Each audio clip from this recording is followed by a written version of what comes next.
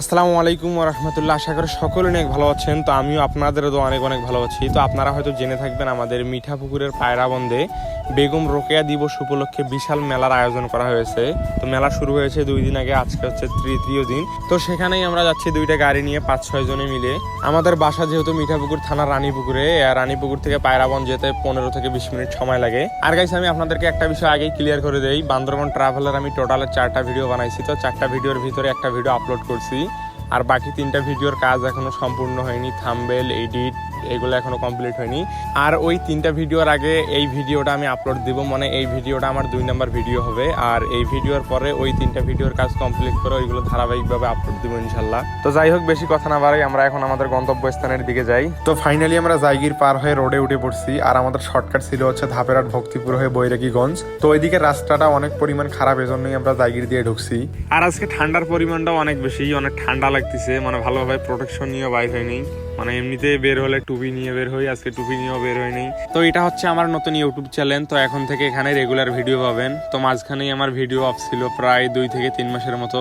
আবারও চ্যানেল খুলছি, দেন ভিডিওতে ব্যাক করছি। তো এখন থেকে এখানে রেগুলার ভিডিও পাবেন। সবার কাছ থেকে আশা করবো চ্যানেলটি সাবস্ক্রাইব করবেন এবং ভিডিওগুলোতে বেশি বেশি করে লাইক কমেন্ট শেয়ার করে আমার পাশে থাকবেন। তো মাঝেই আমি শর্ট ফিল্মের কাজ শুরু করছিলাম। আমার ওই টিমের সদস্য ছিল 12 থেকে 15 জন। তো ওই 12 থেকে 15 জন সবাই কোনো না কোনো কাজে ব্যস্ত ছিল, তো তেমনভাবে এই দিকটাতে সময় দিতে পারে না। এজন্যই আপাতত আমি ওই কাজটা অফ রাখছি। তো আবার কিছুদিন পর শর্ট ফিল্ম নিয়ে কাজ শুরু করার পরিকল্পনা আছে ইনশাল্লাহ। আর আমি একটা জিনিস সবসময় বিশ্বাস করি যে আল্লাহ তাআলা যা করে বান্দার ভালোর জন্যই করে। আর জীবনে কখনো হতাশ হবেন না, নিরাশ হবেন না। আল্লাহ তাআলার উপর ভরসা রাখবেন, বিশ্বাস রাখবেন, কারণ তিনি একমাত্র উত্তম পরিকল্পনাকারী। তো ফাইনালি বকবক করতে করতে পায়রাবন্দের রাস্তার ভিতরে ঢুকে পড়ছি। আর এই রাস্তা দিয়ে আমাদেরকে যাইতে হবে। তো এখান থেকে এখন আমাদেরকে 2 কিলোমিটার যাইতে হবে। আর পায়রাবন্দে প্রতি বছরই মেলা হয়। তো আমি এর আগে একবারও যাইনি, তো এবারেই আমি ফার্স্ট টাইম যাচ্ছি।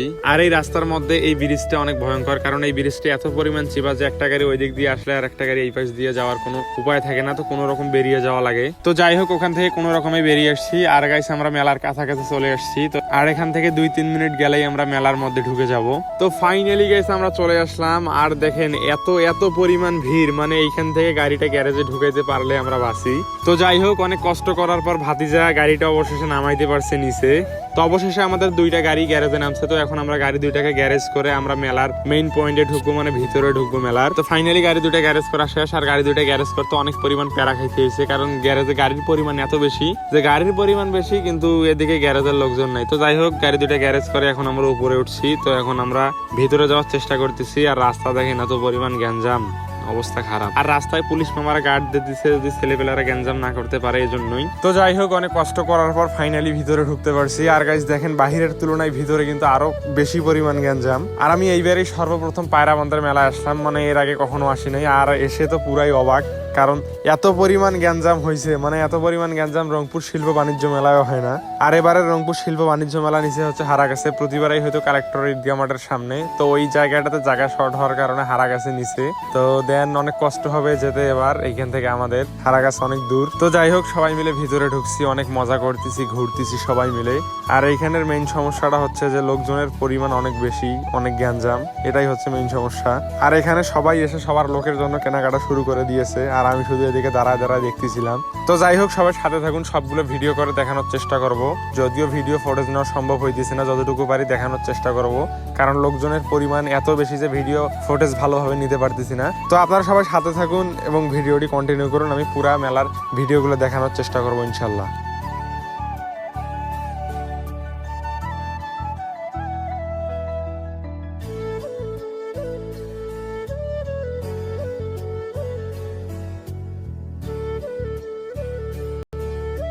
আর গাইস, এটা হচ্ছে মেলার সাংস্কৃতিক অনুষ্ঠানের মঞ্চ।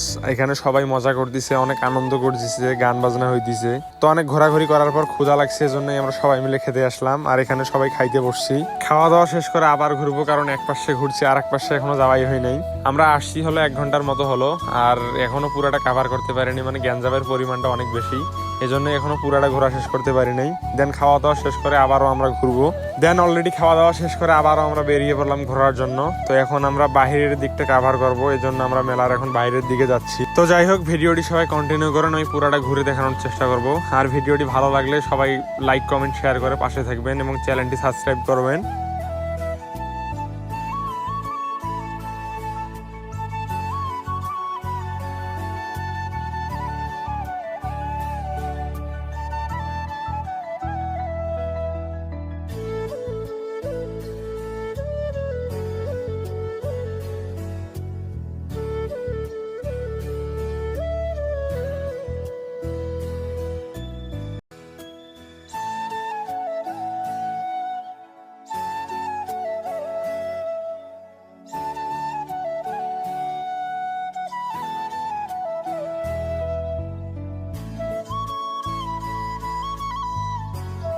তো ফাইনালি আমরা ঘোরাঘুরি শেষ করলাম, অনেক মজা করলাম, কেনাকাটা করলাম, অনেক আনন্দ করলাম।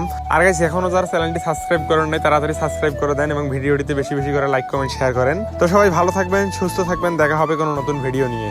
আল্লাহ হাফেজ।